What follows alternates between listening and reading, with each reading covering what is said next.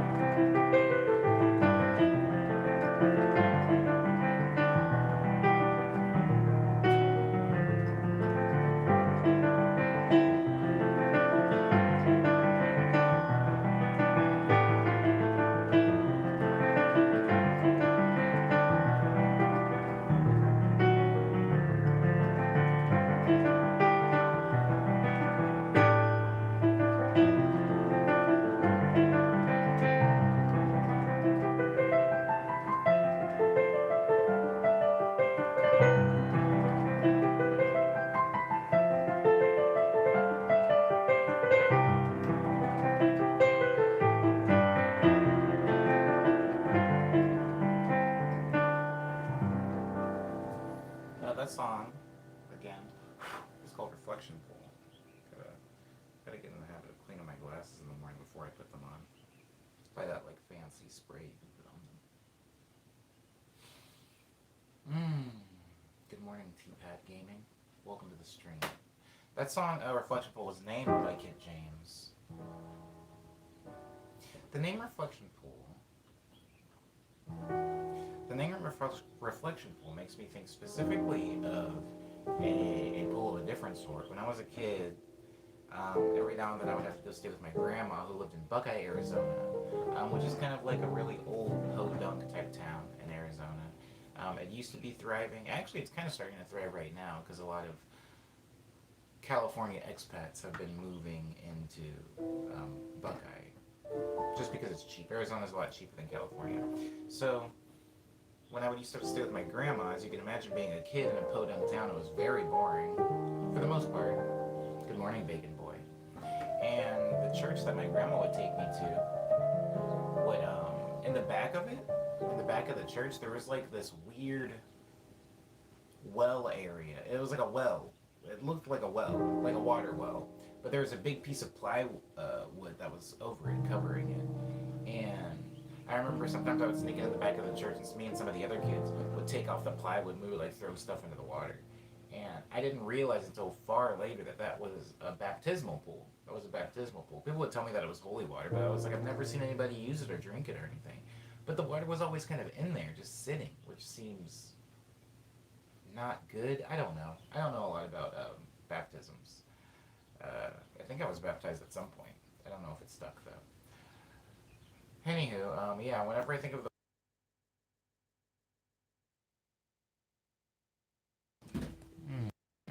that's weird.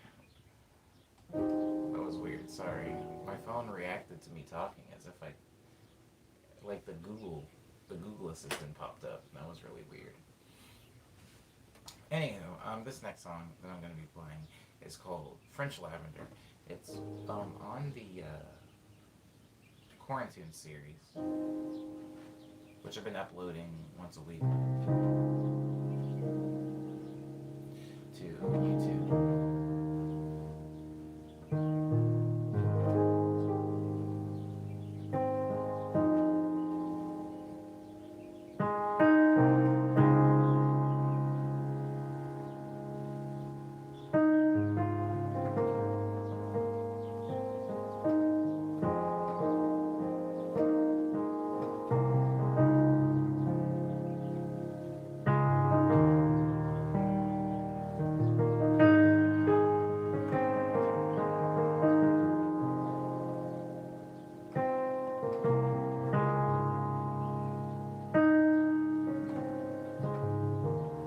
Bigsby.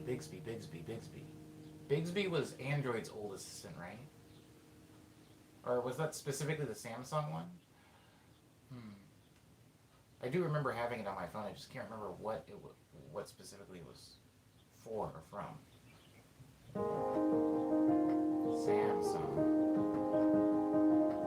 I used Samsung phones almost exclusively before I bought my current phone, the Pixel.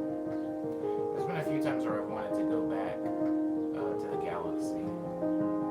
There just are a few things that are on the Pixel that make it really cool.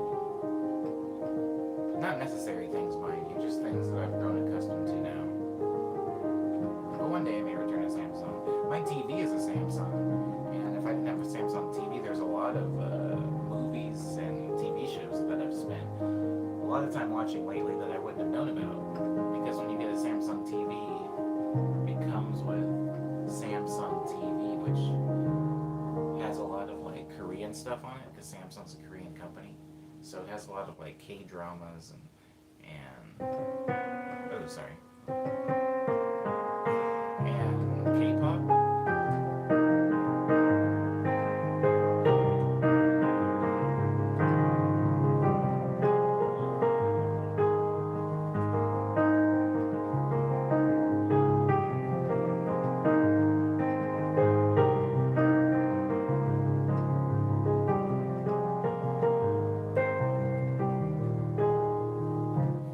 I wanted to know for a minute.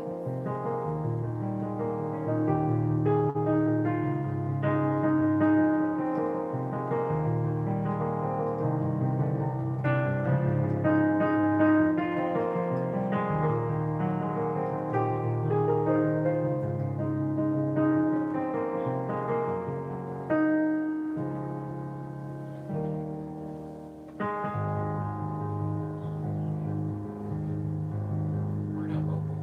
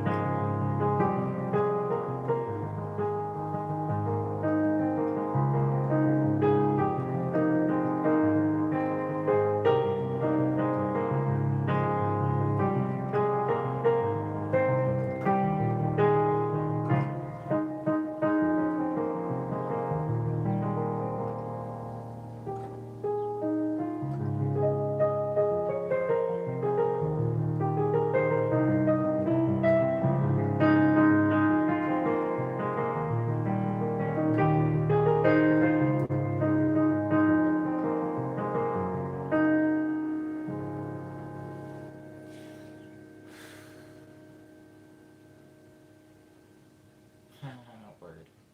Word, T-Pat.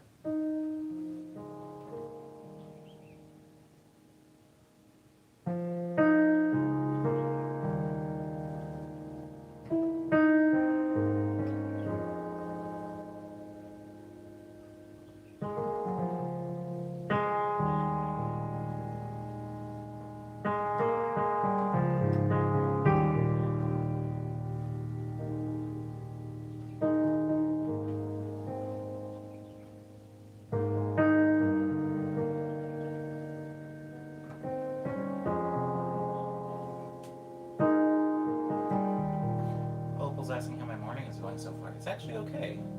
I only work out, or like my full workout, I only do every other morning. And so on the mornings that I don't have to do it, it's really a chill morning. I can kind of just wake up and go eat grapes. I have some grapes that I've put in the fridge. And I had some of those this morning. I also did some Duolingo Japanese to pass the time. Last night I was stumped on a chord progression that was really annoying. I put it in my Instagram story, but for those of you that don't follow my Instagram story, it went. I don't want to do it in that sound.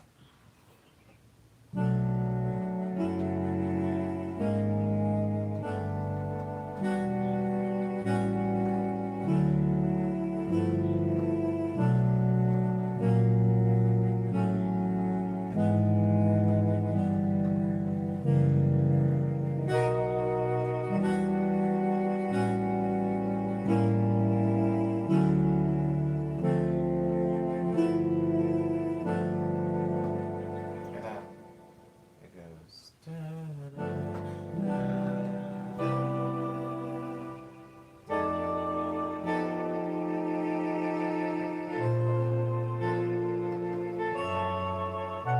Oh, I messed it up. You know, there's like right in here, there's like a bone or a muscle or a tendon or something like that. That while I was trying to practice this chord progression last night, it it hurt. You know, it hurt. It whatever it is hurt now. And this is the second day in a row that it's hurt. I don't know if I need to take a break from playing piano or what. Or maybe I don't know. I don't know what I need to do, but it hurts now. And so there's definitely some songs I'm not gonna be able to play. Enigma is here. Hello, Enigma, and welcome to the stream. Glad you could make it. Good morning, Maddie, as well. Hmm. Hmm. So, I'm gonna try it again. Hold on. I'm gonna try it again. There it goes.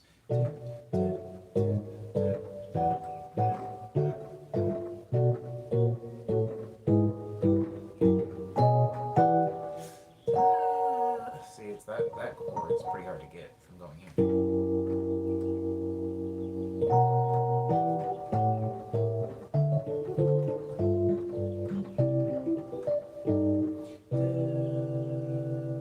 Oh, then it goes. Okay. I think I got it. I'm gonna try it at the speed that it's supposed to be played in. That really hurts. It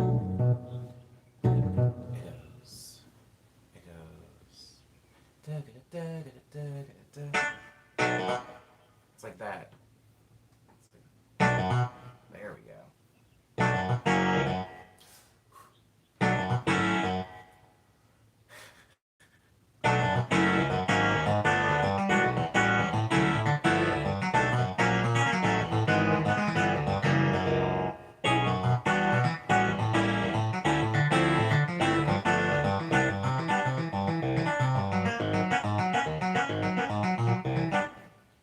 I'm gonna go it again because I messed up like 5 times.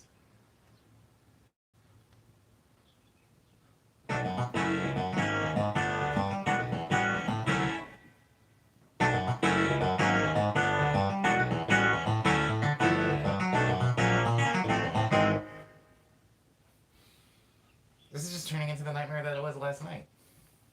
Okay. I'm gonna give it one more go, and if I can't get it, I'm just gonna move on and then come back to it later.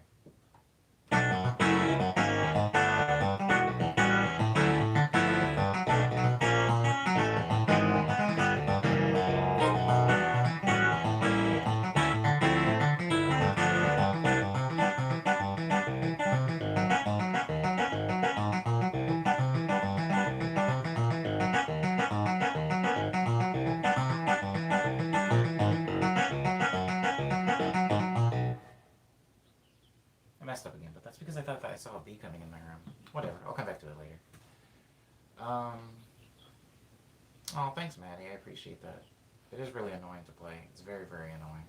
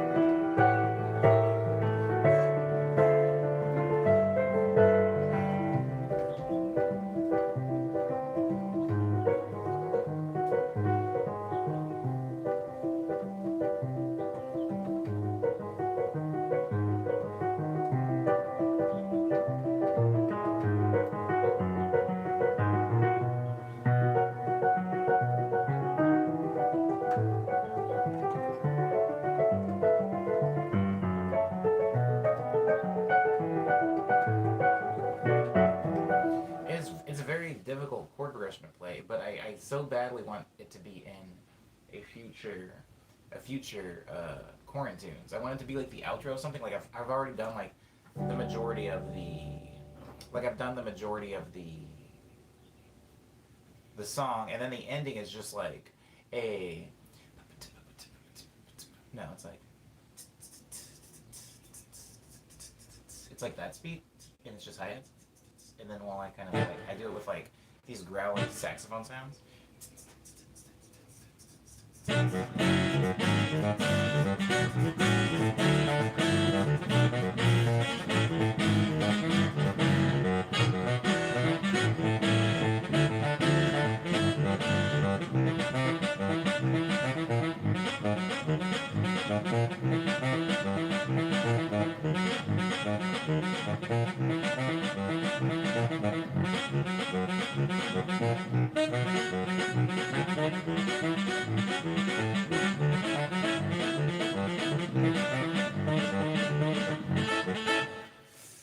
It's just annoying to play.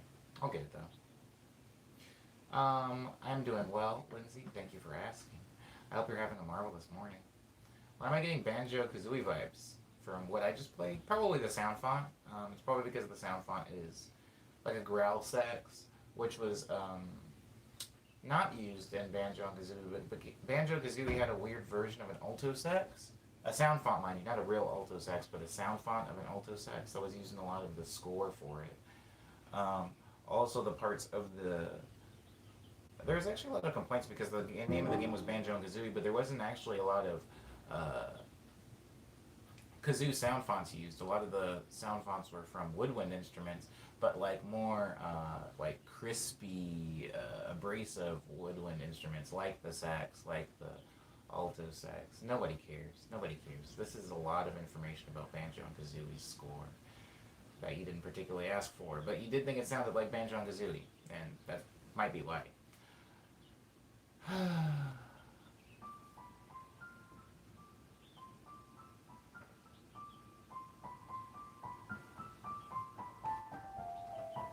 If you're in the stream and you like the stream, if you're in the stream and you don't like the stream, what are you doing here? Please give the stream a like, I appreciate it.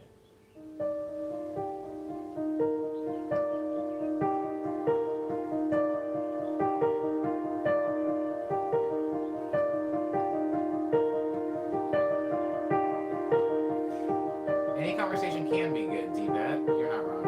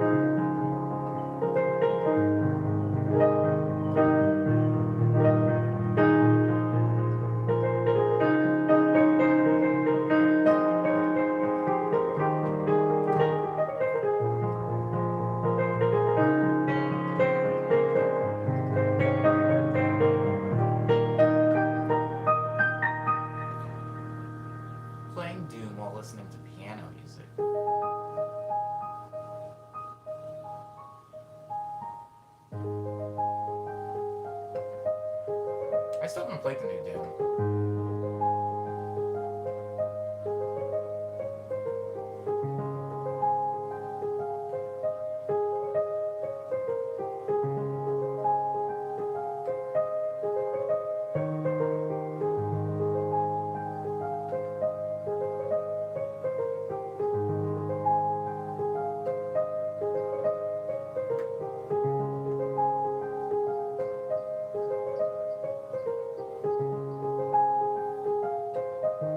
How is it broken for speed runs, Enigma?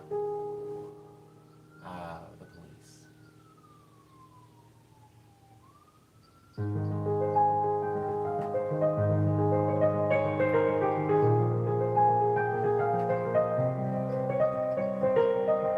How's that even possible?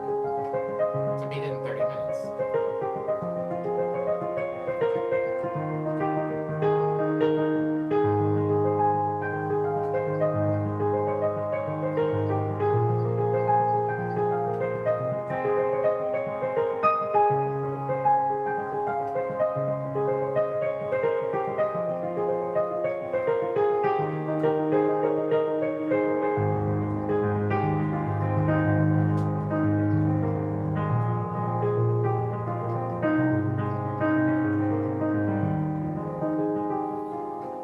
Fly over everything.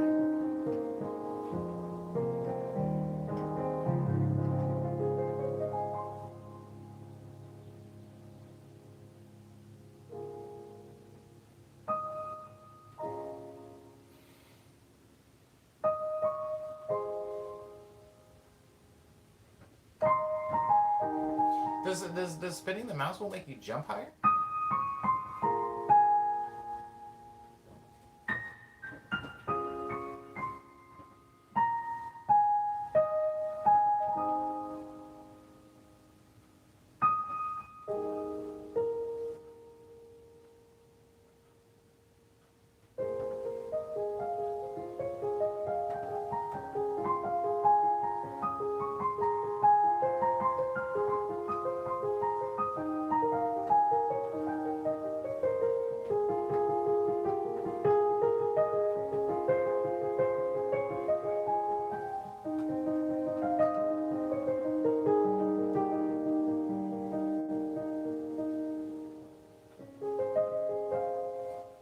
You have to get into glitch spots where you have to span a jump.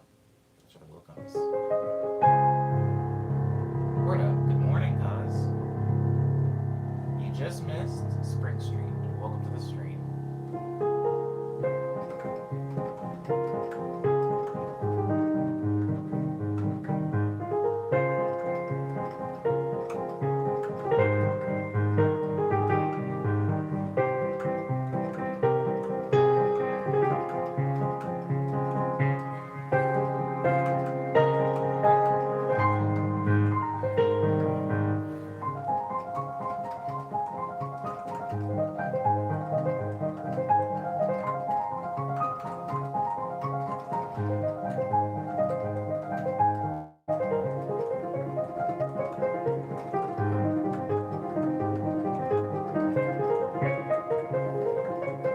You know, if there was a record for slow running a game, if I ever beat Legend of Dragoon, I might get that record.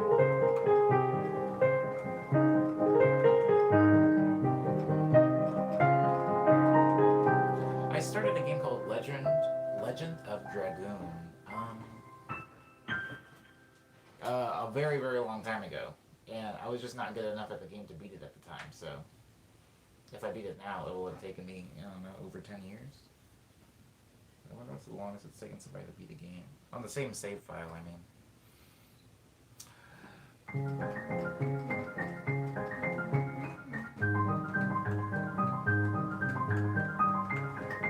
I really want to replay that game so bad. There's so many games, Simon, that I just wasn't mature enough for, or like smart enough for when I was a kid. A lot of the Final Fantasies were that way. They dealt with so many like complicated politics and strategizing that I didn't really understand it as a replay them a lot. I want to replay a lot of them now, but the graphics on them are almost prohibitively bad. Like I wouldn't enjoy myself playing them, which sucks. I don't know. I wish I was somebody that didn't care about graphics that much. I mean, arguably I don't, but we talked about this last stream where I can play games with really, really bad graphics or decent ones, but there is that weird in-between time, i.e. Final Fantasy VII, Legend of Dragoon. Legend of Dragoon was a little bit better maybe than Final Fantasy VII. Nah, I'm done talking about those. I feel that, yeah, many classic games haven't aged well. Yes, Cyber.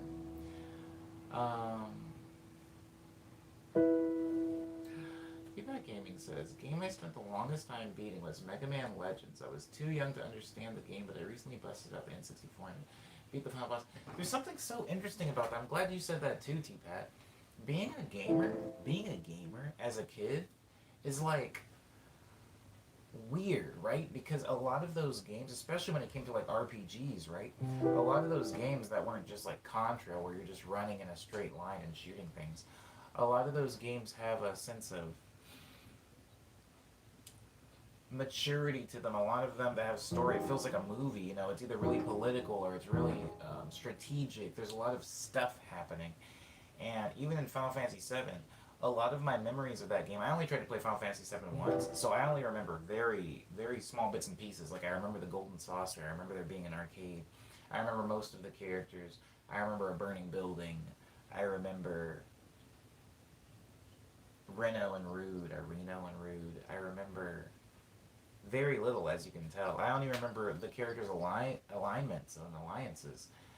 And because when I played it, I was just too young to understand that. The games, the amount of, the types of games I was playing at the time, it was like Crazy Taxi, Sonic the Hedgehog, Street Fighter, like Parappa the Rappa. It was like games like this. And then mixed in there would be like, oh, Final Fantasy VII, Final Fantasy VIII, like very, very mature themed games. And my, stupid brain just couldn't really wrap around what exactly was happening on screen and why I was doing the things I was doing. In fact, I can remember how a lot of those Final Fantasy games, typically they would have a long stretch of time where you would have to listen to, or more accurately read, just stacks, walls of text before you could actually even do anything. And a lot of this was like expository information that was important to the game. But for me as a kid, I was just kind of like, I just want to play the game already. And they're just loading all of this information on me. And most of the games that I've played, like beat 'em ups, all the information you needed was this is jump, this is kick, this is punch, this is grapple, and have at it. Everything else will be self-explanatory. You punch a vending machine, a soda comes out. That gives you health. That's easy. If you see a person moving, try to punch them until they stop moving. That's how the games worked. And then all of a sudden Final Fantasy came along in my life. And there was text, and you had to go places. And you had to remember things all of a sudden.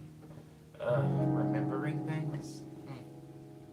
Anyways, yeah, a lot of RPGs I was dumbfounded by when I was a child. Hello, Josh, Senju, welcome to the stream. I'm glad you're able to make it again. We missed you around these parts.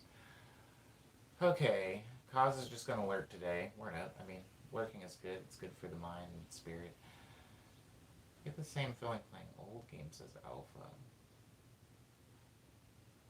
I don't think I understood turn-based games, but it felt... It's weird, right? There are certain things, right, like as a kid, especially with turn-based games, where I felt like they were impossible, right? And I think one of the main reasons I felt that they were impossible, and I'm going to move past this, I'm going to move on from this conversation topic after I say this, but because I came from fighting games, when you go into a Final Fantasy game, usually you get a series of actions to take, right? If like here are the different things you can do. One of those things is attack, the other one is magic, and then there's like items maybe. I would just pick attack a bunch, and if the boss killed me, I was like, I don't understand why I'm dying. So then it's like attack. If somebody gets weak, I would use like a potion on them, keep attacking. I wouldn't think about actual strategy. It just was above me. It was above me mentally to consider something like that. I just wanted to beat things up. And in a Final Fantasy game, you can't really do that. Once something like Kingdom Hearts came around, I was mature enough to understand how to play a turn-based game, but not patient enough to play one. So Kingdom Hearts was like the it was like the perfect game for me at the time that it came out. Jump, shoot, go right. Heck yeah, baby. I've been playing this game. I recently bought like an anniversary collection of Contra on PlayStation, and it comes with a lot of Contra games, which isn't really important. What is important to me is it comes with a game called Probotector. Probo Probotector. Oh my god, I love this game. I'm gonna beat it too today. I've been getting really good at it. Something good about the Contra series too. I mean, if we're talking about difficult games, those games are pretty early on very difficult, and I like having the opportunity to play them in my bedroom versus playing them in an arcade because I would be spending a lot of money on continues. But something that's really interesting about um, the Contra games, or just any difficult game, right, is you start the game and something kills you, and you're like, wow, I die in one hit, that sucks. And then you get a game over on the first stage, and then you play it again, and then suddenly you get past that, and then you get to a boss, and you're like, oh, sick. And that boss kills you, and you're like, I don't know how I'm supposed to make it past this thing. I only have. And he shoots things in all different directions. And then this keeps happening, and then over the course of time playing it, not only are you getting further and further without getting hit, but you're also like able to speed through the game. Like you're like at the last boss now.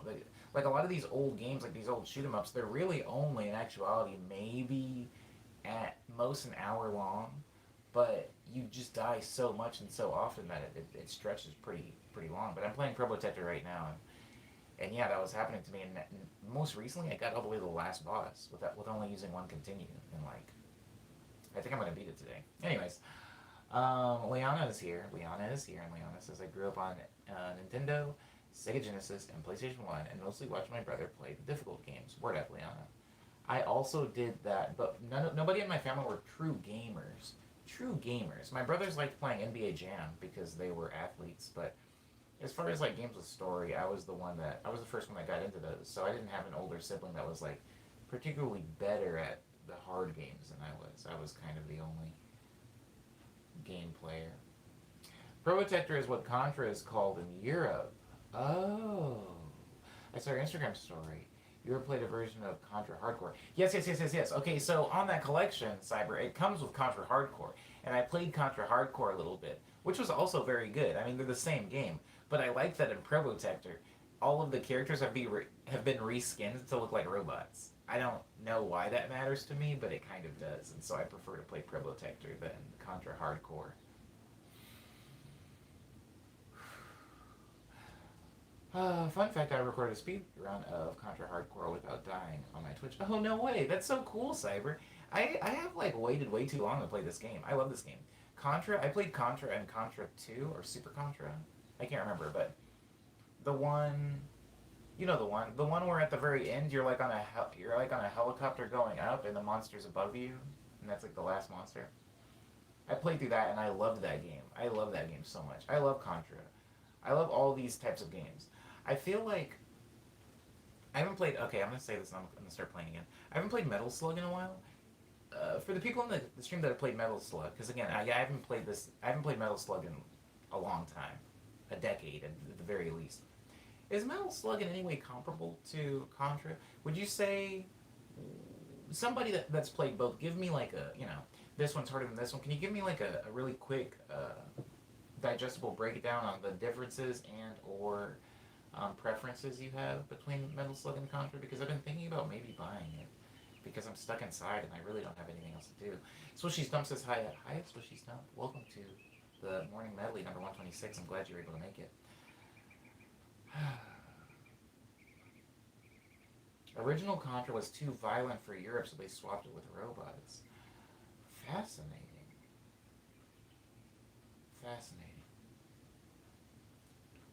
This doesn't really happen too often anymore. Too often. It still definitely happens, but it doesn't happen too often anymore. Now I feel like when we get a game, we get the game everywhere. But when you look at a lot of these old games, sometimes people will say, oh, have you played this? And I'm like, yes, I've played that. And they say, have you played this one, though? And I'm like, no, I haven't played that. And they're like, you probably have. It was called this in the United States. And I'm like, oh, I did play that. And they're like, this is what it was called in Japan. And it had this, and they took this out, and this. But it's basically the same game, just reskinned. And I'm like, oh, why? That's weird. And also, like, the Japanese game's running faster. Anyways, I'm done talking about that. Metal Slug is tougher, in my opinion, says Cyber. Ooh.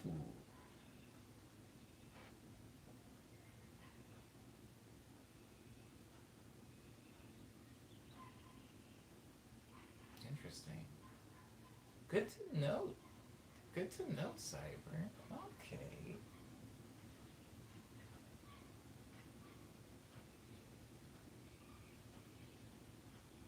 Cyber, can I ask you one quick question, and then I'll move on, I promise? Since I promised to move on like 5 times now. When you played Contra Hardcore or Probotector, and you got up to that, like, you're given the branch decision of either going to chase that robot and have to destroy his weird mothership thing on the highway, or go to the lab. Which one did you choose? Because I always choose to go to the lab. I feel like going to the lab is faster. I feel like the other way has too much rigmarole, and it's also slightly more difficult. Maddie says, I just grew up playing games on my parents' computer. The first ones I remember were games for the Incredibles movie. Oh, 102 Dalmatians. Wow. Both of which I eventually gave up on because I got stuck. I thought that these were just my own experiences. I'm so glad to know that other people also had that as a kid, where they played a game and they just reached a wall that any adult anywhere could have very easily navigated, but you just reached a wall as a child, and you're like, oh, I guess I'm done with this game now. So the game has 4 different alternate endings. Oh, and it changes based on the choices you make. Oh. Wow. That's so fascinating. Okay, well, I'm even more inclined to play it now.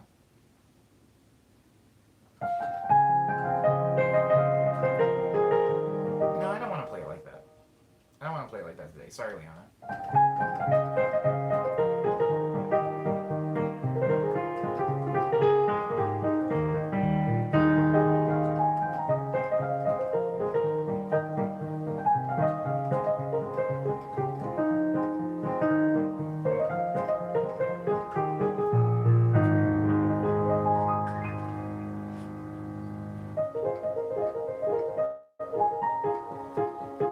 Thanks, Liana.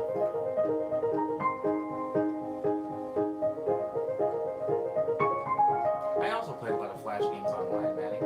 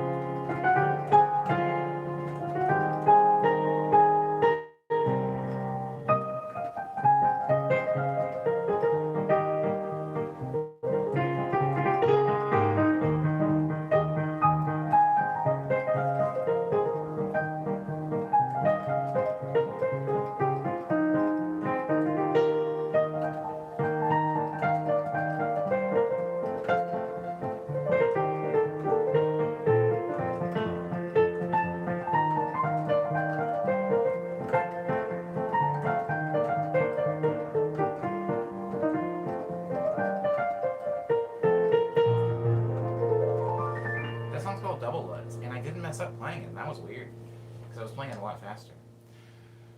I learned HTML from Neopets. I did from Zanga. Remember Zanga? Jamie Flores says the only game I played a lot on PC as a kid was Roller Coaster Tycoon, and I had gotten a copy from a local half-price books. I remember half-price books. Wow. Are they still in business? Do those still exist, Jamie? Haven't seen one in a long time. Missed me some half-price books. Nicholas says, I love Roller Coaster Tycoon. I've never played it, but I've heard lots of great things from people who have loved that game.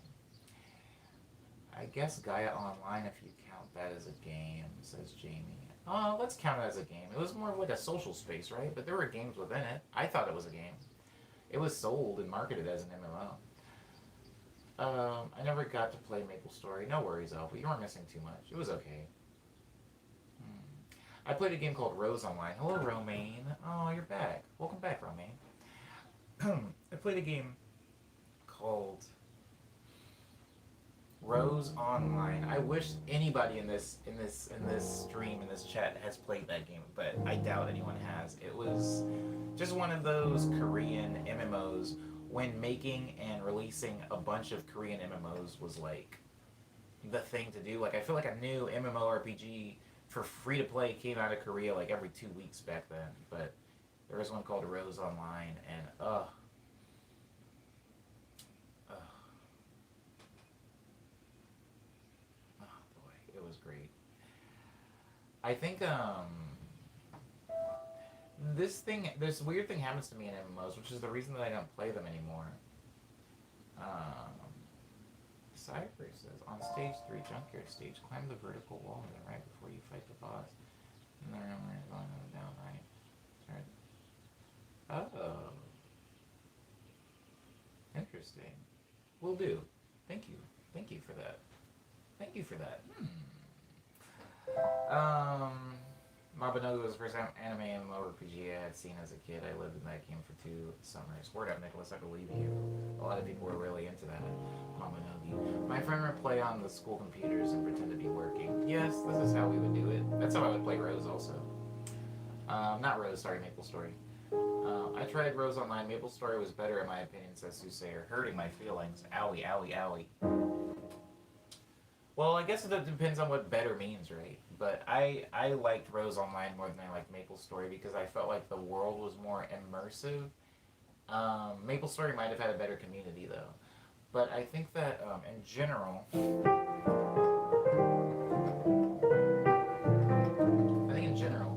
I don't I don't play MMOs anymore because I always end up in this really weird loop. Anyone play Gunbound? You know I did, Liana. Me and you were the same person, basically. You know I played Gunbound.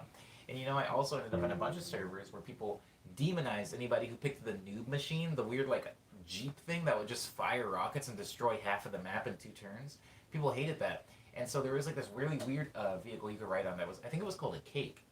It's, it's, uh, it's, it's a tax system made no. I'm done talking about this. I don't want to talk about Gunbound. This is a conversation only me and Leanna might get, so I'm going to be more inclusive and not talk about. But yes, I did play that game, Leanna.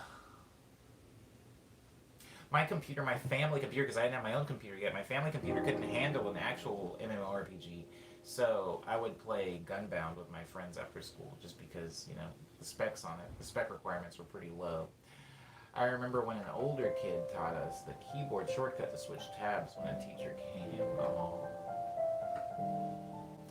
I wonder if kids nowadays still need to use proxy to play games and watch YouTube at school.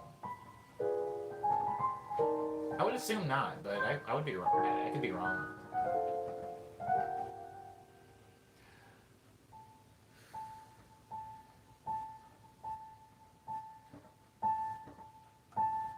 Oh, LAN parties. This thing happens to me when I play MMOs. Not so much in MapleStory because I didn't spend a lot of time there, but in Rose. And something called Pirate King Online, I was really playing. And something else called Fly FF.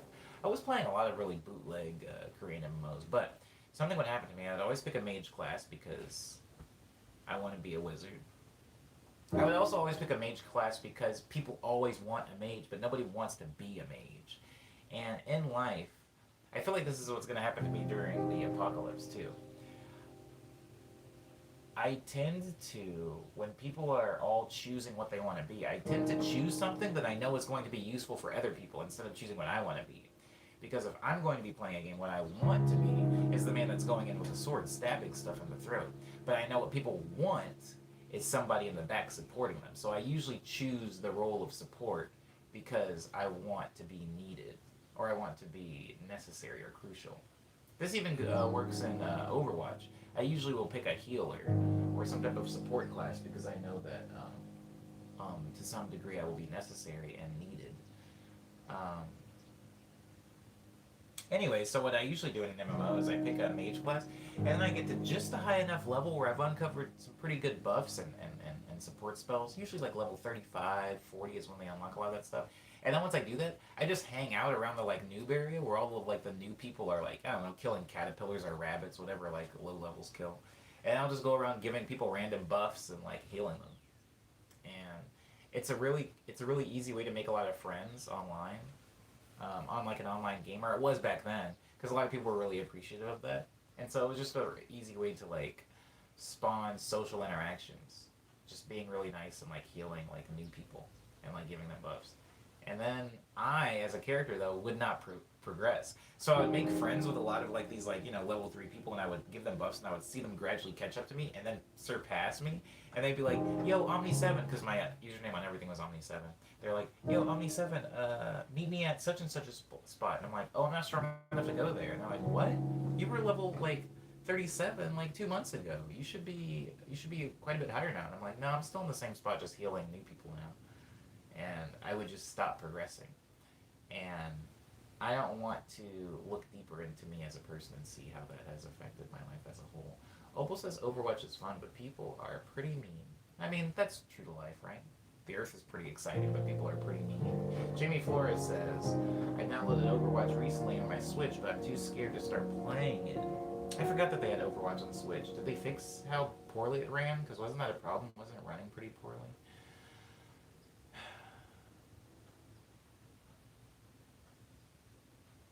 We honestly, kids used to sit on their own iPad. We had a family computer. Yeah, we had a family computer, and I would get a whooping if I like downloaded anything on the computer.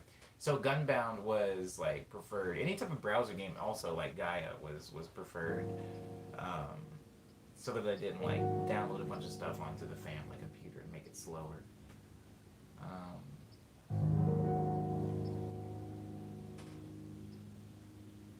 Once I got led to the wastelands and robbed and RuneScape and never played it again. Okay, okay. So there's this thing. There's this thing. Um, Low ranks tend to be very nice, for sure, for sure. They haven't been jaded yet. There's this thing in games where I people in games, sometimes you can even take a arguably nice person and you can put them in a game and they turn into a monster. Sometimes you can take a bad person, you put them in a game and they are a monster. They're accurate to their real selves. Sometimes people that are even mean in real life are far worse on computers. I think that in online games, people typically don't have like respect and decency because it's like seen as not real. I go the exact opposite for that, and in a lot of ways, this is why I'm not very good at gaming and why being a pro gamer doesn't really go in line with how I play games. Because even in Apex, which is a game that I haven't really been playing much, but I used to play it every day. In Apex, like I tend to be extremely nice to people, or if somebody pings something, I let them get it. If like me and my partner see like a really high level thing, I'll usually let them take it, or I'll tell them to take it before I take it. Which like in a game where you're supposed to be running around killing everybody, usually being very courteous isn't rewarded. It's just it wastes time and it usually gets you killed. But I don't know. I feel bad if I'm like mean to somebody on the internet. I don't know.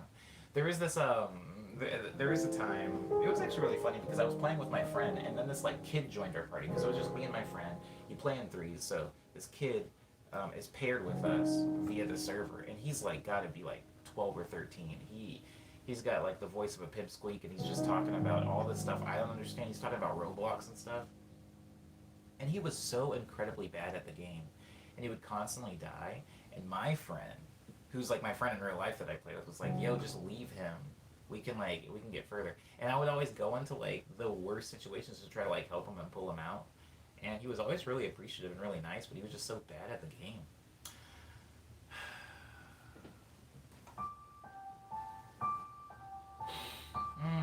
Jane Flores says I need friends like you when I play online games. No, you don't. We'll never win. You might have a good time, but we'll never win.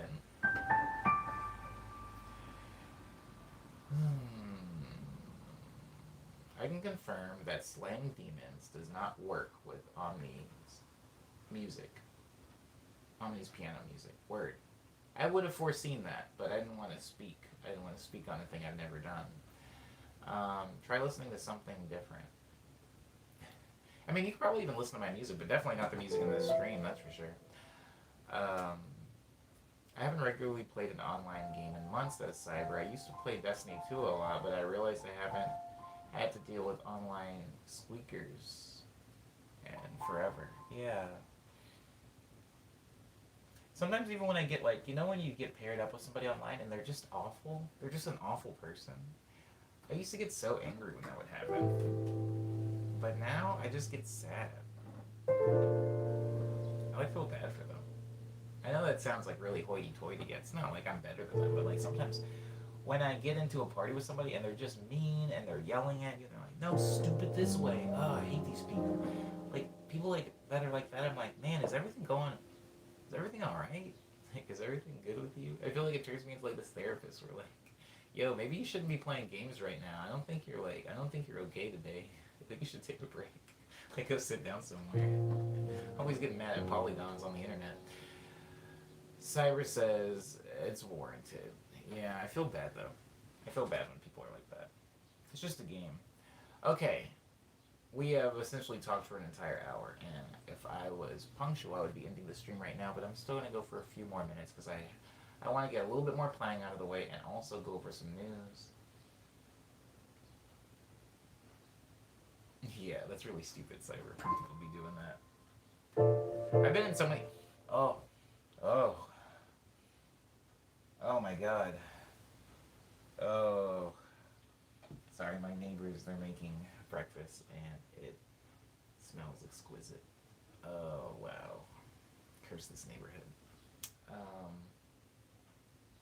yeah, I've like been playing and had somebody like yelling at their mom, and I've like braced myself. You know the way you brace yourself whenever you hear a kid yell at their mom because you wait for the whooping to happen, but the whooping never comes, and you're like, what the heck? Our kid's not getting whoopings. Lindsay says, sorry, y'all, I was definitely gone for most of the stream. It's okay, Lindsay. It's okay. I'm glad that you're here. Anyway, at least towards the end. I want to thank, wow, it smells good. Can't even think straight. It smells so good. This song, what's your breakfast today, Omni? Asked Jamie. I'm going to be making my popularized Omni's breakfast sandwich, which is typically it's fried egg, cheese, bacon, butter, lettuce, tomato, and then like a mixture. I make like a sauce out of like not chipotle, ketchup and sriracha and like this third hot sauce that I got from Hot Ones, and then I fry some potatoes. Like I do like crinkle cut fries. I fry the potatoes. It's like more of a brunchy thing. But I've been marinating some chicken since yesterday, so like yesterday morning. So I'm probably going to put chicken on it. So it's not really going to be a breakfast much, is it? It's pretty much just a lunch sandwich at this point. I'm either going to do egg bacon. I'm either going to do egg bacon spinach. I'm either going to do egg cheddar, bacon, spinach, tomatoes on a pretzel bun, or I'm going to do chicken, bacon, butter lettuce, tomato on a pretzel bun. Also, maybe provolone instead of cheddar if I'm doing the chicken. What are they doing? What are they doing? It's Friday. It's not time for that. Anyways, I haven't decided. I haven't decided yet, but I'm going to make one of those things. T-Pat says, lettuce made out of butter. No, butter lettuce is like, you might have seen it. If you go into like the organic section in most grocery stores produce, it's like in a clamshell. It's like a lettuce. It's just lettuce, but it's in a clamshell thing. Butter lettuce is more, it's hard to describe actually. Has anybody in the stream had butter lettuce? Please tell me somebody has. Because it's definitely not lettuce made out of butter. I would assume that somebody with the name romaine lettuce would have tried several different lettuces, but perhaps you haven't, and you don't know what it is. Lindsay has. Thank you, Lindsay. Lindsay, how would you describe the difference between butter lettuce and like a simple romaine or iceberg lettuce? Butter lettuce on sandwiches is like, it is amazing. But no, T-Pat Gaming, it is great lettuce. It is great lettuce, especially if you're making a sandwich at home. I got it once just out of curiosity, and I haven't been able to go back. Yeah, it's like less crunchy. Okay. Think more leafy. Think the consistency of like baby spinach, but thicker, and lettuce. And especially like towards the stem, it still has like that crisp and that crunch, if that's what you're looking for. But the leaf is huge too. Oh my God, Lindsay says it's closer to the texture of spinach too. Oh, this is so cool. Me and Lindsay are in tune. Okay, anyways, have butter lettuce at some point. That's what probably I'm going to be having for quote unquote breakfast. I mean, we're in quarantine, so time has no meaning anymore, so I'm kind of just eating things. I'm eating bacon at 6 p.m., I'm eating fried chicken at 8 a.m. It doesn't matter. Enigma's going to head out and skip the news.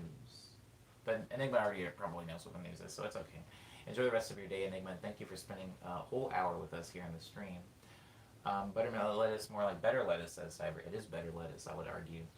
Um, but it's only in the organic section. I don't know if you can get not organic butter lettuce, and you know organic usually means it's more expensive. So if you are going to have a taste or a penchant for butter lettuce as I do, just know that it is going to cost you about 1.5 times the alternative. Jamie has to start going back to work this Monday. I'm sorry, Jamie. I don't know if that means I will see you less or not at all in the streams, but um, I hope that I'll still be able to see you in some regard. New song Tuesday tunes. I got it. Oh, word up.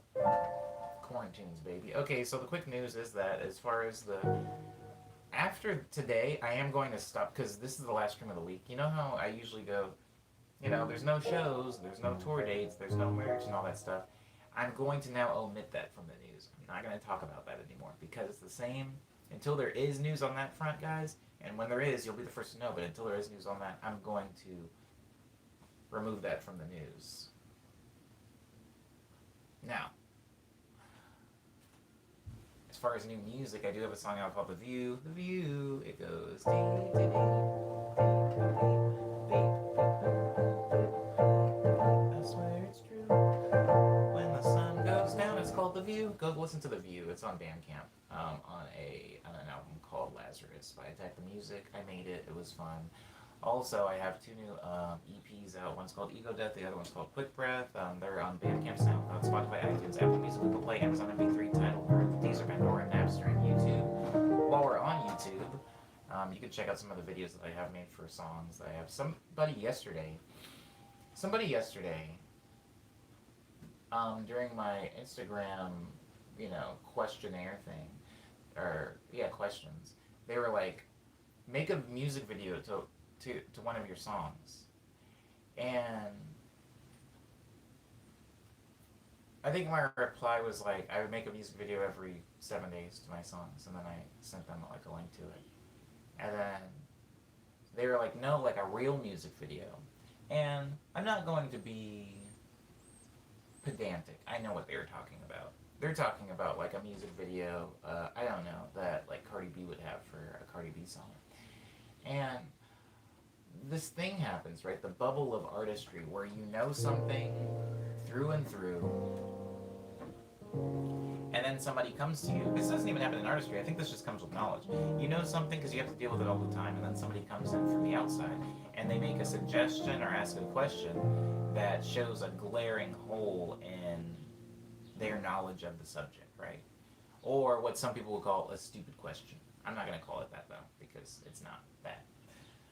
They'll say that, and I think maybe that your first reaction is to educate the person, and then after years and years and years and years and years and years, you eventually develop this kind of hardened shell to where you're either just jaded or almost annoyed by the question.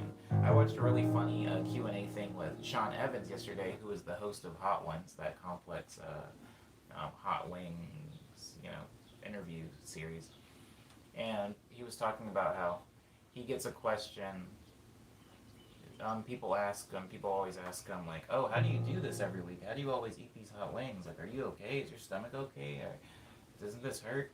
And he says that he's been asked that question so many times that he has essentially grown numb to it, and he just doesn't know how to answer it anymore. He feels like he's answered it so many times that just hearing the question is annoying to him, like it bothers him. And I think anybody who's been asked a question a bunch of times, even if you're not an artist or an entertainer, there's probably maybe if you just work in a store. I remember I worked in IKEA, which I bring up quite a bit in the streams. I worked at IKEA for a year, and I got the question so often. I worked worked in the bistro, right? The little the food area right before you leave the store. I always got the question, "Hey, do you guys have hamburgers?" Which was weird, right? Because nowhere in IKEA are we advertised to have hamburgers. And there's a giant menu right up behind my head that shows everything we sell, which isn't a lot of things. In fact, it's so few things that each thing on the menu is about 4 feet big. It's like this huge image. It's just pizza, yogurt, hot dog, cinnamon bun. Pizza, yogurt, hot dog, cinnamon bun. Only 4 things. Every day, at least 10, 10 on a good day. On a busy day, it's like 50 to 100 people are like, yo, you guys have hamburgers? Or they just order a hamburger? They'd be like, oh, I'll have a hamburger and a frozen yogurt. And it's like, homie, we don't have that. Why would you think we have that? Or people would ask, and it's like, yo, look at the menu. Have you ever gotten a hamburger here? By the way, this is a furniture store.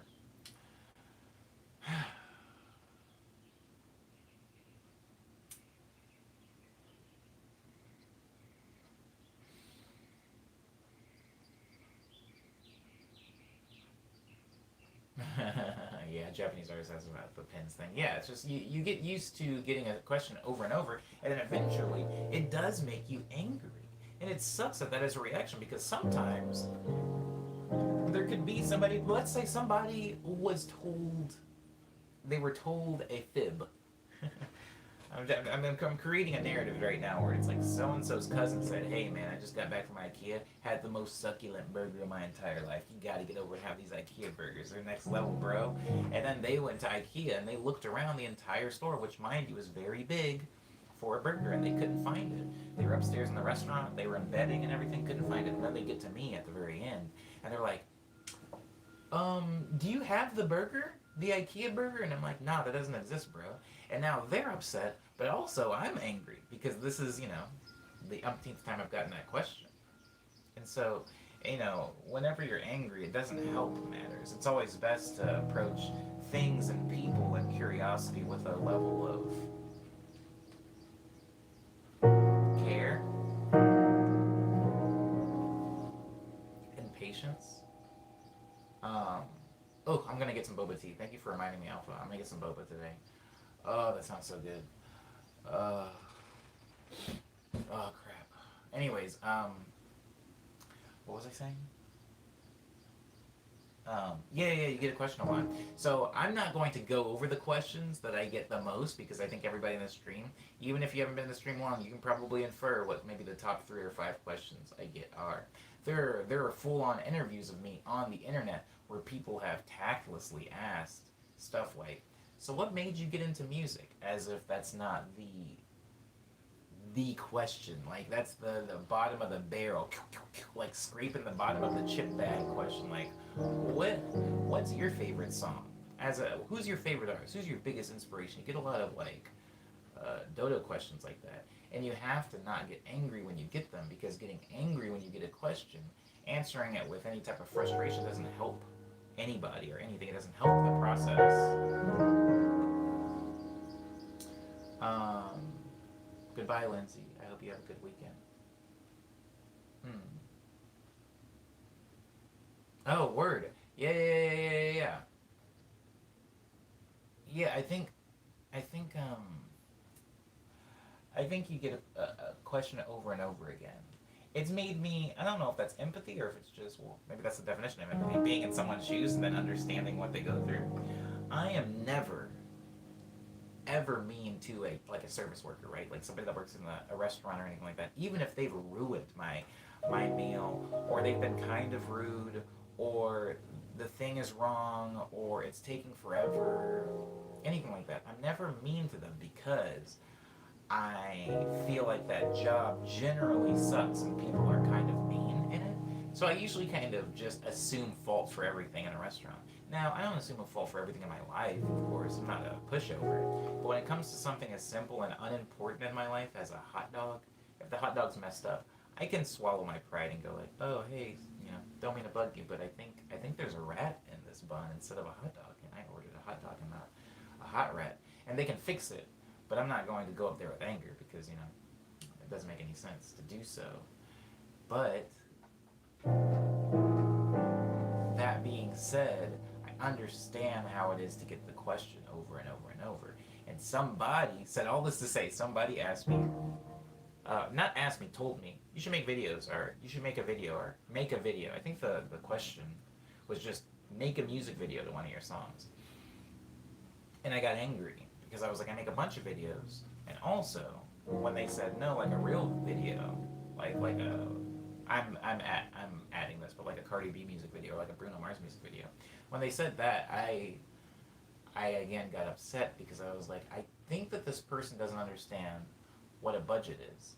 And I don't mean that to be insulting, I just mean they don't understand what a budget is, you know. They think that when somebody wants to make a music video, they simply just dream up the idea and go like, hey, you videographer, hey, you set designer, hey, you actors, want to make a music video? And everybody says, all right. And then we all shoot a music video, even during quarantine times. We all go out and we get a whole camera crew and we shoot a music video for free, I guess. And then somebody edits it for free. And then we release it for free for everyone, for you, the viewer. And then people watch it maybe once, maybe halfway through, and they go, ha ha ha, new music video, cool, cool, cool. But I obviously don't have a budget. If anything, I have the opposite of a budget lately. I've been rather low on money because of, you know, the reason that everybody's kind of low on money right now. So when the person said make a music video, I got upset. But I had to remember, they were asking from a place of very innocent ignorance, likely, and not from a place of like vindictive aggravation. I don't know. Usually when people are coming to you asking a question, usually it's not to make you angry. Something to think about.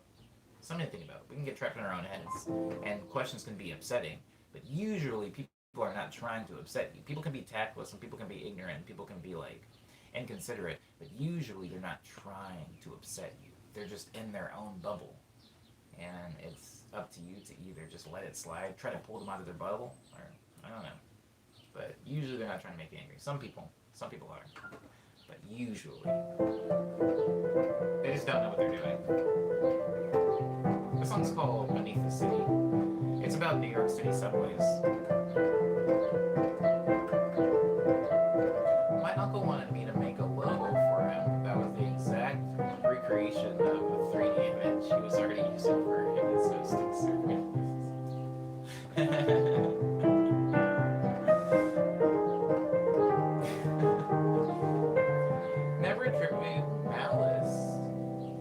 Which could be explained by stupidity. Absolutely. How eloquently put, soothsayer.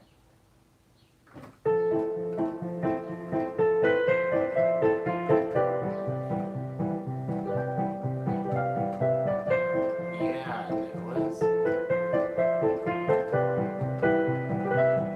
I think that people just never take into consideration money when they're asking you to do something as an artist. Now, is music cheaper than... Is music cheaper than some other arts? Yes. I will say yes. The startup money for music is a little high, but then from that point on, generally pretty cheap, right? Unlike painting or drawing, you don't really have to, you don't have,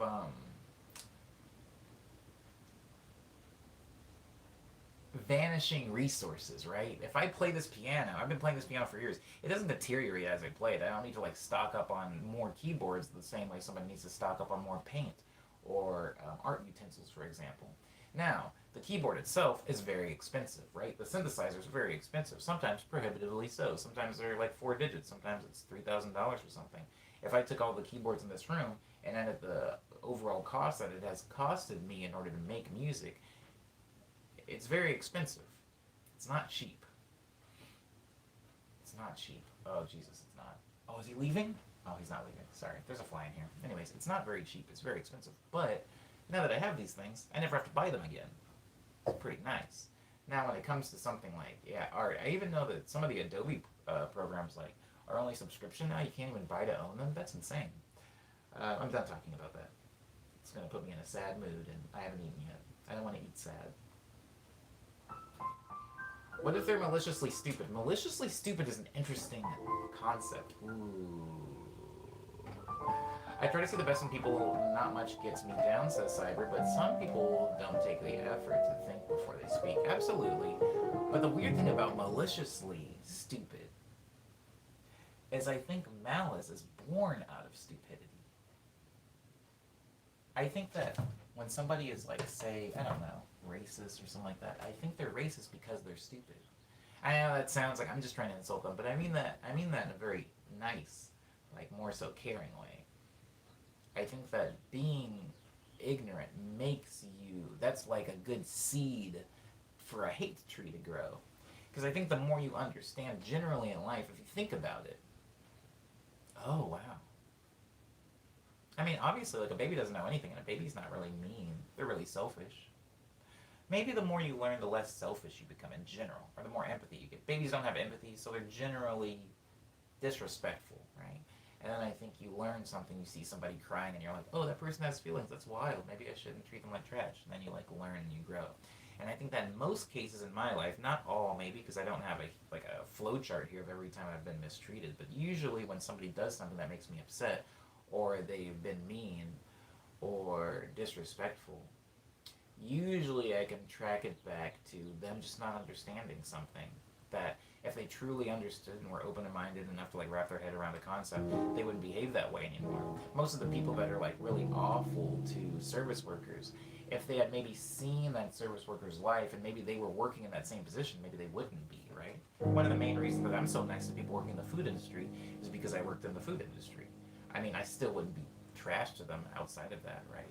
I don't need to work at a bank to treat a bank teller like a human being, but having that experience has enriched my, or informed me in my actions towards others. I don't know, but yeah, usually when somebody's doing something really, really stupid, I feel like it's just they don't really understand that that person has, that they're not like the main character. We're all just NPCs, right?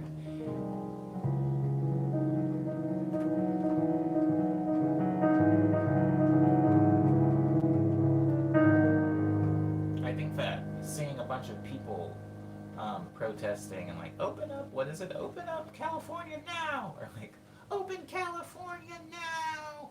I need a haircut. Like those people, I don't think that they're just evil. I think that they're ignorant, and I think their ignorance is causing them to make decisions that are perceived as mean or malicious.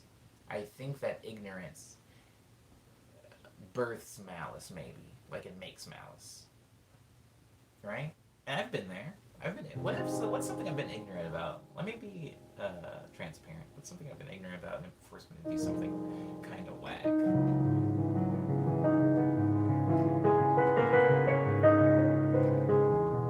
Oh, okay.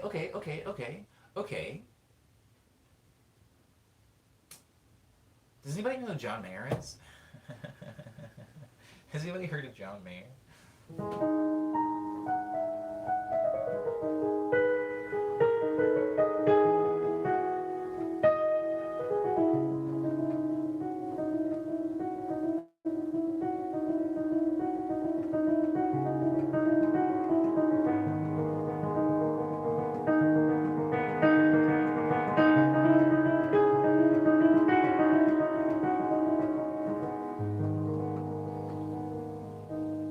Okay, so John Mayer is a guitar player slash crooner. I think I'm gonna call him a crooner for the rest of the story. So crooner John Mayer had a song called, I don't know, doesn't really matter, does it?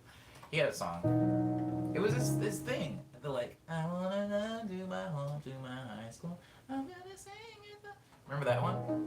I think he flies in the video or something. It really doesn't matter. I remember that song would come on, and I was just so sick and tired of the suburban looking boy with guitar going ka-ching jing jing jing jing. It was just like a sound that I'd heard a bunch of times, and at this point in my life, I was getting into like alternative, more complicated, more aggressive, divisive music, stuff like System of the Down. I was really getting into like that thing, and to me, that thing was kind of this smart, like, wow, they're playing so many notes and they're playing so fast. They're not afraid of whose feelings they hurt. What brave music. John Mayer could never do this. I was thinking of it that way. I was thinking of like John. I was like a skill thing. John Mayer's got a song. It's only two chords. The verse and the chorus, the bridge, everything uses the same two chords. It doesn't go anywhere. It's nothing. he's not a very good musician versus maybe listening to Children of Bodom or something and going like, ah, this is real music. Look at him rip on the keys. Look at these people doing all the fancy things in music. And then I formed an opinion based off of ignorance, which is that John Mayer's not very good. Let me even expand that so it doesn't just sound like I hate on John Mayer. Pop music in general. I always thought of pop music as just being simple, stupid radio music. There's no feeling, there's no vibe, there's no intelligence. It's just cookie cutter, four on the floor, synthesizer, riser, Katy Perry, Britney Spears, Christina Aguilera, Jessie J. I mean, there is just Bonnie McKay. There is a waterfall of these milquetoast artists that I thought, I was like, oh, this sucks. And music-wise, this is very uninteresting. And I judged the artist for it. I was like, these artists are uninteresting and are incapable of making a good song. They're just able to make like this like brain-dead, boring stuff. Then I started judging the people who listened to it, right? And I started judging the artist. And I was like, this is trash, this is trash. And then I grew up and I understood some things about music. I understood that as a musician, you can understand music to a vast capability, right? You can know how to do wild things with art. You can understand theory and harmony and rhythm and cadences and syncopation, and you could make a math rock like epic. But you also have to understand that people are going to consume your art. And if you are somebody that does care about reaching a lot of people, sometimes you want to make art that people can consume. And when I say people, I mean a mass of people, like a lot of people. You know?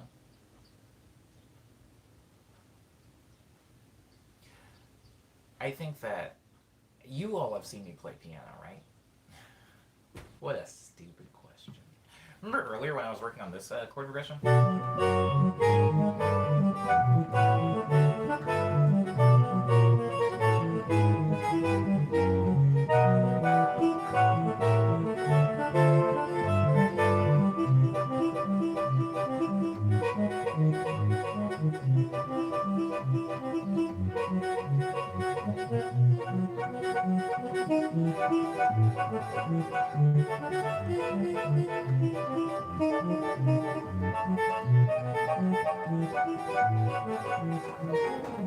Remember when I was playing that one?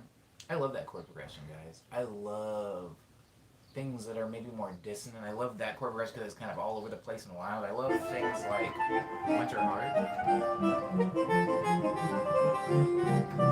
I love the bridge part of Love Letters.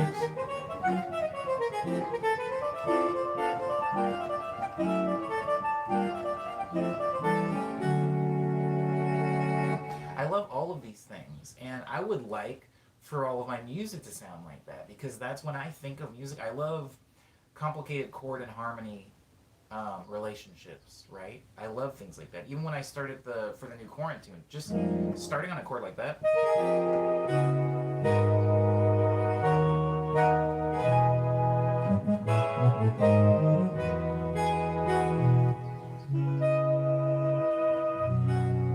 Like, a lot of those things are fun, but go back and listen to like Lush Dream, right? What was Lush Dream? What was the entirety of that mixtape, which again was like 32, 33 tracks? You listen to the EP and it just sounds like that.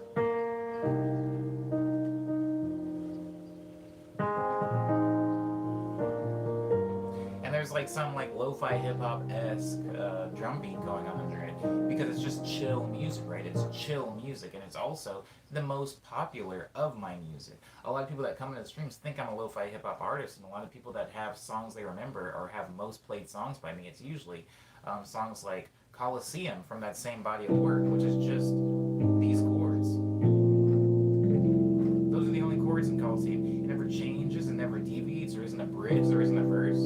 It's just those 4 chords.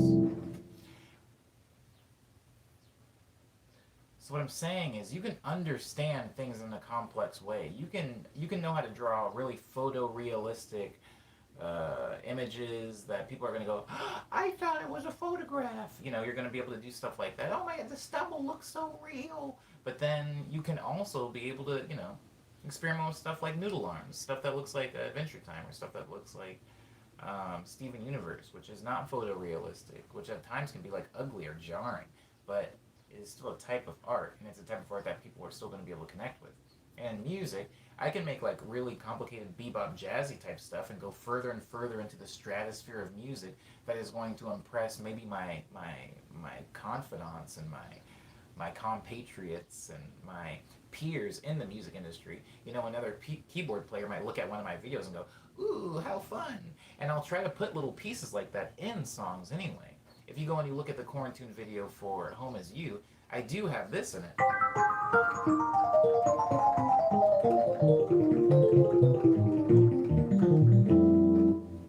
I put that in it, but it's just a little sprinkling of a complex thing and an overwhelmingly bland and simple track if you listen to it in its entirety.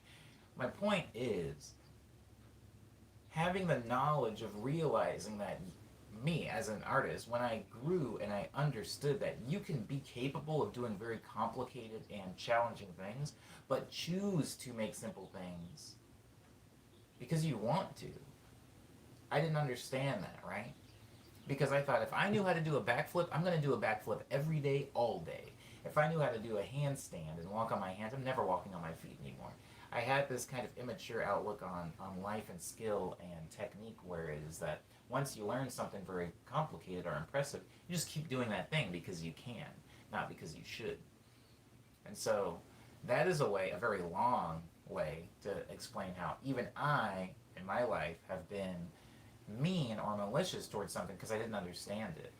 I judged something based off of the lack of information I had. I thought that John Mayer couldn't play guitar. And I can still remember very vividly, I was on tour in 2009? 2009. I was on tour in 2009. I was the youngest person on the tour, which kind of sucked, actually, for the most part. But I was on tour with my band, who was touring with Blood on the Dance Floor and Jeffree Star, which I'm not going to get into why that was a really horrible time in my life in this stream. But the reason I'm bringing up that tour is on that tour, the singer of my band started playing Continuum by John Mayer. He says, "Do you like John Mayer?" And I said, "Not really." And he says, "I'm going to play Continuum. Just listen to it from front to back and tell me how you feel afterwards." And I was like, "Please do not do this. We're going to be in this van for like 5 hours." And he was like, "Trust me, I didn't like John Mayer before I listened to this album either. It's not what you think. Just listen to this album, and at the end of it, tell me what you think." And he played Continuum. And I think I was only like 4 or 5 songs in before I was like, word up, okay, he's actually really good at guitar. He's really good. He would do some really weird jazzy stuff, some really complicated chords too. Jazzy stuff. And I was like, okay, he's very good. He's just also really good at censoring, and not censoring, that's not the right word, restraining himself. He's really good at restraining himself and going, I could do this, but I'm going to do this anyway because I think that you'll be able to connect with this. And I'll sprinkle in some complicated stuff here and there, but generally I'm going to stay with you guys. And I think as an artist, or as even a communicator, let's not say artist, right? As somebody communicating with other people, there is a skill in having prowess, right? As a English speaker, there is a skill in having a very wide vocabulary, but there's an even tougher skill in being able to communicate with people. You can know all the biggest and most complicated words in the language, but if you can't get an idea across, you're not very good at communicating, which is arguably the only point of learning a language. So, some people are very, very malicious and annoying and mean, but usually, in every case that I can think of, it's because they're lacking or rejecting some very, very vital information that would make them maybe more, what's the word? Empathetic? Cyber saying Jeffree Star just got that 2009. Yeah. I'm pretty sure that was 2009. I think that was 2009. Because I was like a kid. I actually shouldn't have been on that tour. That wasn't my band. Again, I'm not going to get into this whole thing, but the band was a rapper and a singer, and I think because they were going on tour with um, some artists that were gonna have people on stage, like musicians, they wanted to have me up on stage playing synthesizer. I brought my guitar to like add a more live feel to it, so it wasn't just them playing backtracks while they ran around with two microphones, which is essentially what Blood on the Dance Floor was doing at the time. Alaska says, "Love your music. P.S. I'm Stevie Weeby friend. I'm Stevie's friend. Oh, hi, hi, Alaska. How you doing? I miss Stevie Weeby. I miss him a lot. He's, I love that man. I love that dude. There's some people that I love a lot, and I don't really understand why. They're almost always men."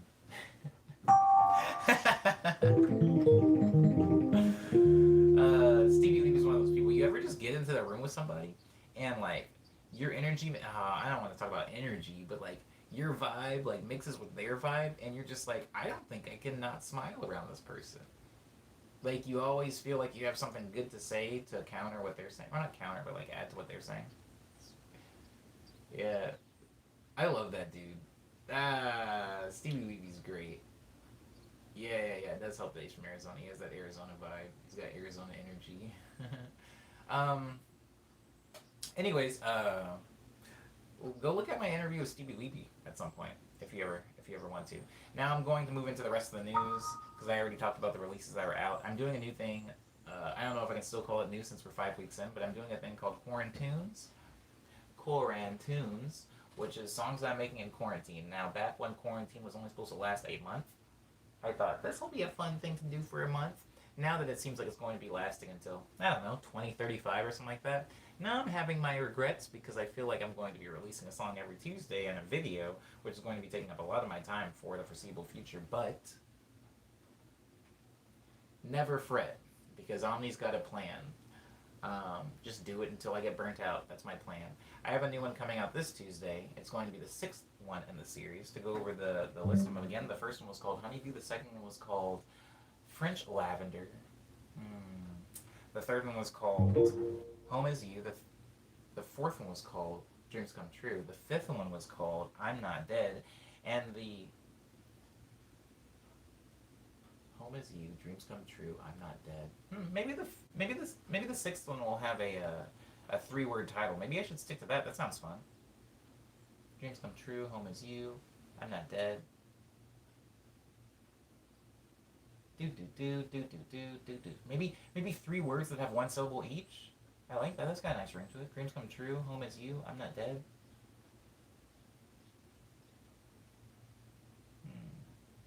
Honeydew? I mean, French Lavender kind of ruins the flow, but we won't count that one. We'll just pretend that one didn't happen. Okay, alright. Yeah, let's do this. Let's close this out.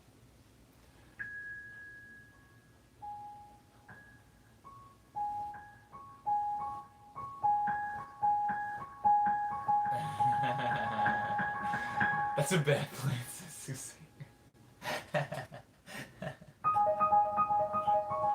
You're right, Soothsayer. It's a horrible plan, but it's a plan that I have a lot of experience with, so I feel comfortable doing it.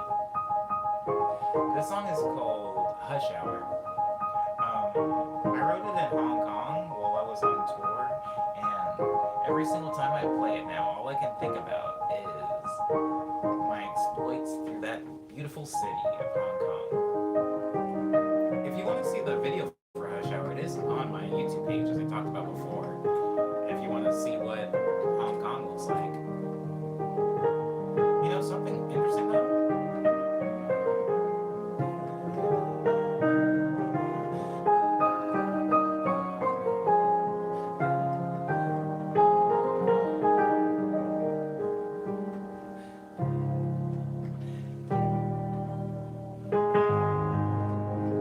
Something really interesting about that song and Hong Kong by, I guess, comparison, is that, oh my god, sorry, the flies are really doing it up. Don't forget the Easter egg on Pro Protector. I will not. Thank you for that heads up, Cyber. I appreciate that. I probably will be talking to you more about Probotector too, Cyber, since you seem to know a lot about it, and I'm going to be playing that quite a bit today. Okay, really quickly, a thing about Hong Kong. Oh, I forgot. Oh no, I didn't. Okay, so there's a video.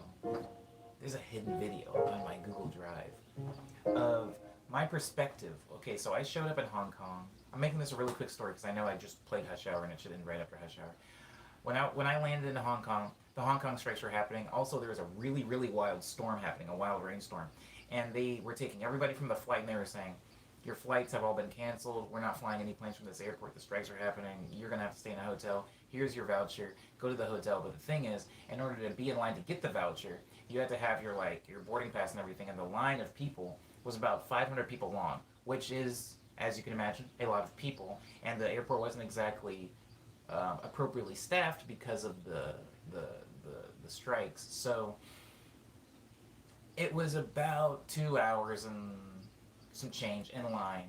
And then they were like, here's a voucher to go take a cab that's going to take you to the hotel. And then when the hotel, here's another piece of paper that you're going to give to the hotel to let them know that you were a passenger that's been kind of like rerouted and you're going to be staying there for one night. And then you're going to get a shuttle to the airport, blah, blah, blah, blah, blah. But they're like, go out and take a cab. So I try to go outside the airport, and there's a big line for the cabs. And then they're like, oh, you have to get in line for the cabs. And I'm like, oh, where's the line for the cab? And they're like, it's right there. And I looked at the line of people, and the line of people went all the way back into the airport, and then wrapped around like through gates. And so I pretty much was there until almost the sun came up, just standing in line, getting this taxi to leave the airport and go to the hotel. The airport in Hong Kong is actually on an island, and you have to cross this really long bridge to get to the actual hotels and everything like that, and the major city in itself.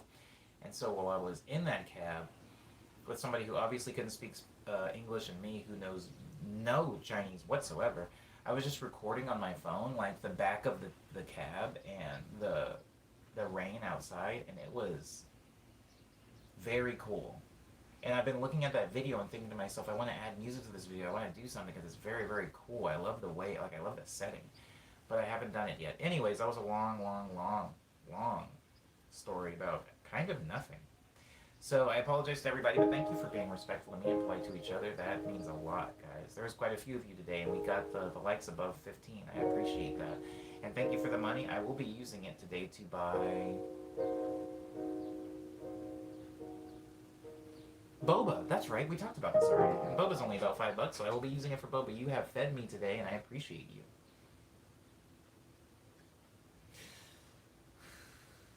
Have you heard Hong Kong by Gorillas? One of my favorite tracks is Jimmy Flores. I have heard that song. It is a very good song. The flies are... I'm calm. Anyways, thank you for being respectful to me and polite to each other. It's the internet, and that's rare, and I appreciate you guys for making an effort to keep this space a good one, because you guys don't always have to be here, but this is my space 5 times a week and plus, an hour plus. So I'm glad that you guys have managed to keep it clean and keep it respectful. I do appreciate that. I'm going to be answering some of the leftover questions on my Instagram today, so you can go over there if you want, if you're not completely fed up with me. But if you are, please enjoy the rest of your Friday. Today's the last stream of the week. I will see you guys back here on Monday for stream number 127. Abo, everybody.